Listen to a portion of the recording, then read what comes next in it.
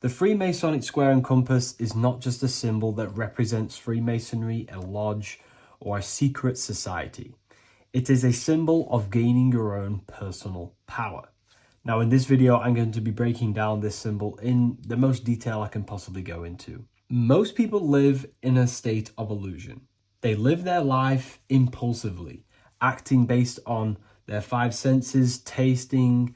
They want to feel a certain thing like an orgasm, or they're basically just slaves to external things and their five senses, which leads to a very dark path where you'll never actually become a conscious creator and you'll never actually be internally happy. The Freemasonic square and compass reveals some deep wisdom about this. Now let me break this down. If you want to gain your personal power, listen up. The Freemasonic square and compass is a compass which is used to create circles. Now, if you notice something about the circle, they have no beginning, no end. You can't tell where it begins and ends. It's eternal, which means this represents consciousness.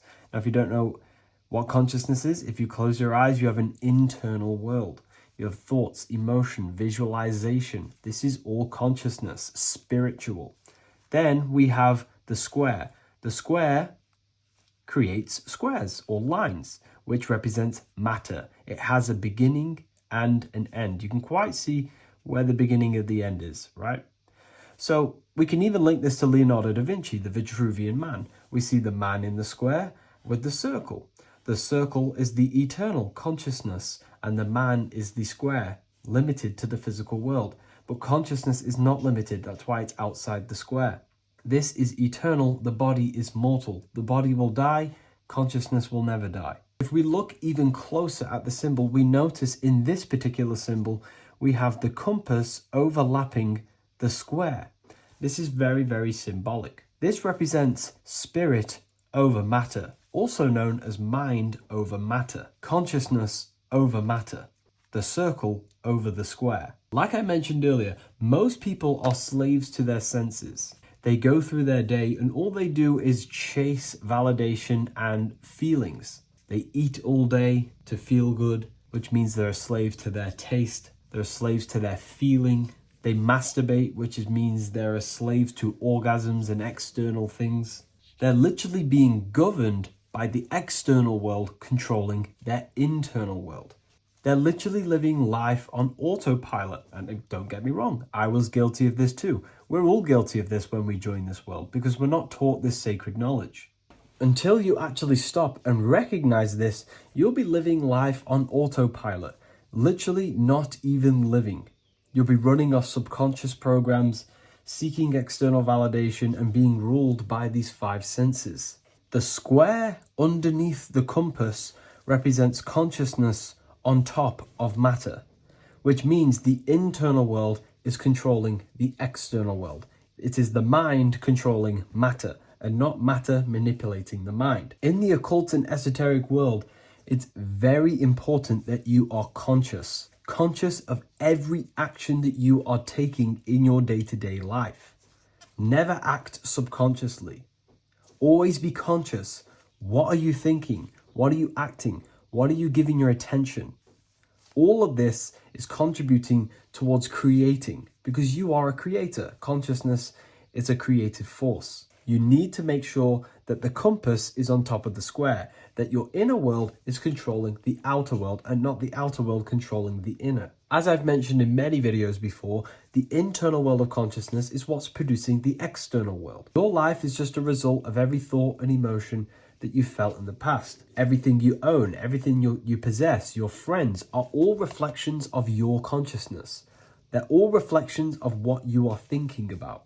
When you change your thinking, your external world starts to rearrange itself. On a basic level, this symbol represents the combination of spirit and matter. You are a spiritual being and a material being. You are heaven, the sky, and earth, the ground. You are heaven and earth, spirit and matter infused into one. You are a bridge between the divine and the earthly worlds. And you can bring down these higher realms of consciousness, thought, imagination, and emotions into a physical, tangible reality. To do this consciously, we need to make sure the external world is not manipulating the inner world.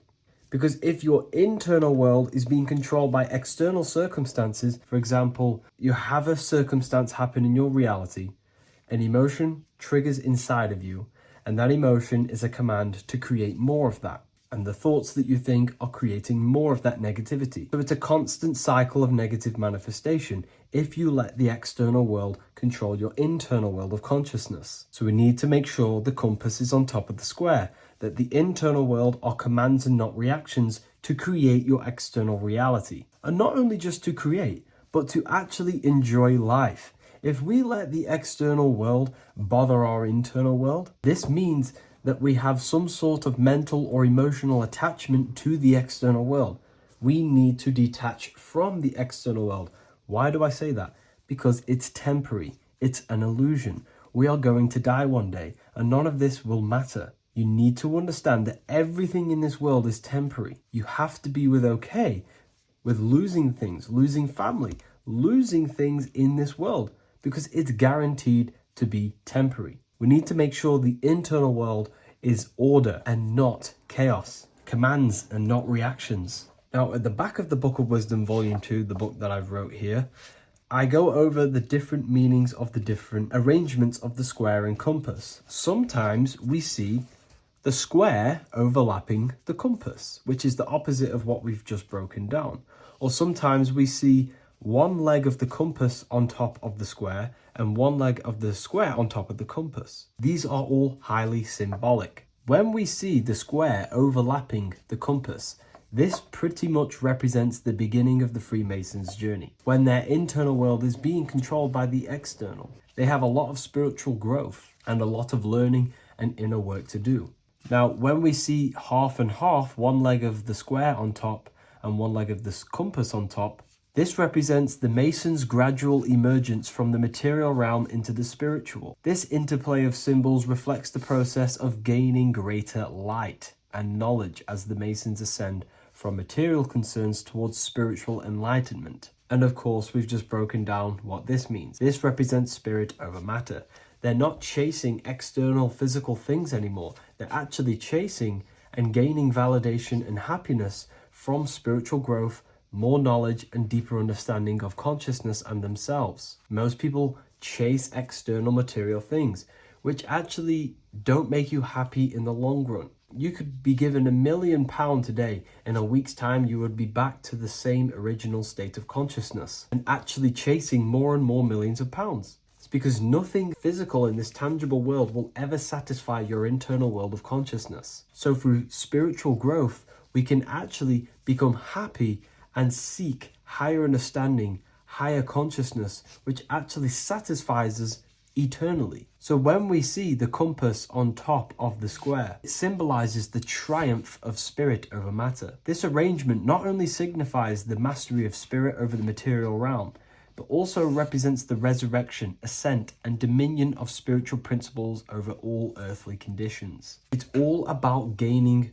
personal power and spiritual growth. It's all about spiritual evolution, going from matter to spirit.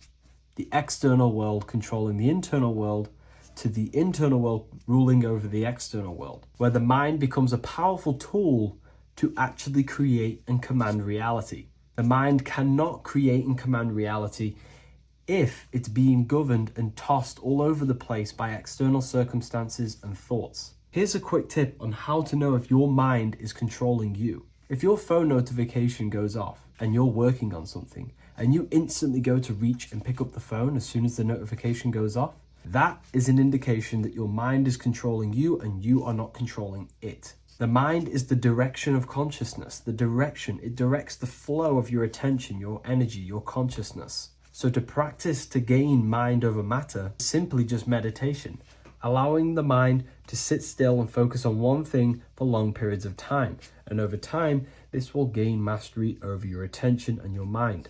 If you are on your spiritual path, this should be your goal, your internal world becoming the master. The mind becoming a vessel for you and not a vessel controlling you. It needs to become a command center and not a reaction. Please like, share this with a friend, and subscribe to the channel if you're new. Leave a link in the description for the Book of Wisdom Volume 2.